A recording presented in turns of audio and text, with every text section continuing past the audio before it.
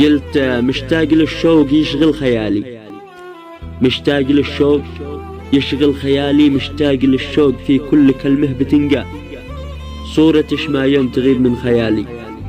وكنش يلغى اغتلتي قلبي اغتيال، أحبش وهواش واغليش على كل غالي، انتي ضياء عمري وانتي منيتي ولا أمل. كم تمنيت لو انش صرتي حلالي، بس الزمن كافر ما عطالي مجال، من بعدش يا الحبيبة ضدت المر حالي، لا جيتي على بالي أذوق اللي برتقال. لا تسأليني يا حبي كيف حالي، يشهد الله ان حالي بعدش ما عاد هو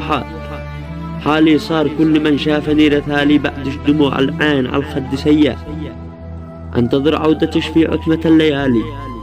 كانتظار الظلام للقمر يستطيب الوصال، من بعدش في الدنيا ماشي بقالي إلا الهم والحزن وثقال الأحمال. تمنيتش لو تكوني زوجتي ومعيالي، ونربيهم يطلعون مثل الأخوال، لا تحتاروا إذا طولت في مدحها يا الغوالي، لأنها والله ما مثيلها بنت بالجمال، الوجه مثل ضوء القمر عالي، والأنف يا ناس مثل حد النصال، والعيون كأنهن عيون الغزالي،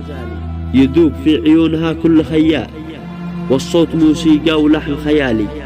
ورمش عيونها يا ناس مثل النبال، ما أقدر أوصفها في كل المقالي، شفايفها زهور منها العسل سال، والخد ناعم من الدهان خالي، والعين كأنها شلة عنق الغزال، مدللة ما حد غيرها يستاهل الدلالي، نظراتها تشفي وتحل المشاكل والأشكال، من بعدها والله مرضى بالبدالي، من بعدها والله مرضى بالبدالي، لو قطعوني وصرت للعشاق مثال، الزمن هذا رديء مذل الرجال، أسألك يا رب لا دليتنا وإحنا رجال.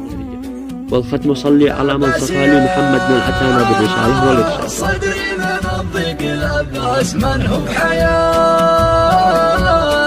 ما يذوق الهموم يخنقني